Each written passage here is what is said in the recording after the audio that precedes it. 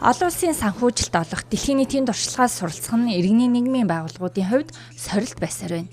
Илүү хариуцлагатай засаглал, илүү чөлөөт нийгмийг бий болгоход иргэний нийгмийн байгууллагууд онцгой үүрэгтэй. Иймээс санхүүжилтийн хангалттай их үүсвэр байх шаардлагатай.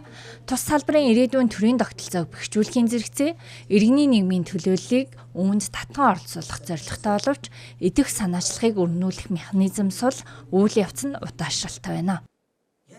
Бид нар ерөнхийдөө төрөөс иргэний нийгэмд үзүүлж байгаа дэмжлэг тусалцаа бол маш хангалттай байна гэж бодож ярьж явсан. Гэтэл өнөөдрийн тэр судалгаагаар харахад бол үнэхээр нэлээд түвшүүртэй байдалд орсон байна. Тэгэхээр иргэний нийгмийг дэмжихгүй, төрөөс дэмжихгүй эсвэл дэмжсэн дүр үзүүлээд байна гэдэг маань нийтдээ улс орны хөгжил, арчилд бол маш их хортой зүйл юм байна. Яагаад гэвэл жинхэнэ арчилсан иргэний нийгэмд бол иргэний нийгэм, хувийн хэвшил, төр гурав нь маш их сайн хоорондоо уялдаа холбоотой ажиллаж яжээд тэгжээж энэ төрийн тунгалаг байдал, төрийг иргэдийн зүгээс хянах байдал, одоо энэ авилгал, хээл ахуйлын асуудлууд бол иргэний нийгмийн байдлаас маш их хамаардаг байхгүй юу? Иргэний нийгмийн байгууллага нь иргэдийн дуу хоолой болж ажиллах үүрэгтэй.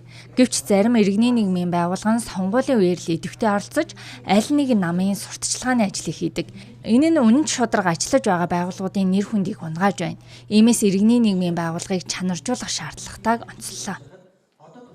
За түншлэл гэдэг ойлголт бол нэгдүгээрт ижил төвшөнд санал бодлыг тусгах хэрэгжүүлэх одоо ийм үйл явцыг хэлж байгаа. Тэгэхээр одоо аливаа бодлого дүрм, хууль, журам одоо юу гэдэг юм бодлогын түвшинд гарч байгаа баримт бичгүүд нэгдүгээр иргэний нийгмийн байгууллагуудын санаа бодлыг тусгасныгаа эргээд хариу үйлдэл үзүүлж харуулах, хэрэгжүүлэхэд нь оролцуулах, хяналт тавих гэдэг юм ийм бүтэн ийм том тойрог цикл болчихж байгаа гэсэн.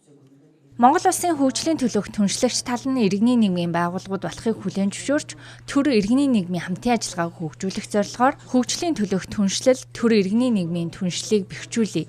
Иргэний нийгмийн чуулганыг зохион байгууллаа.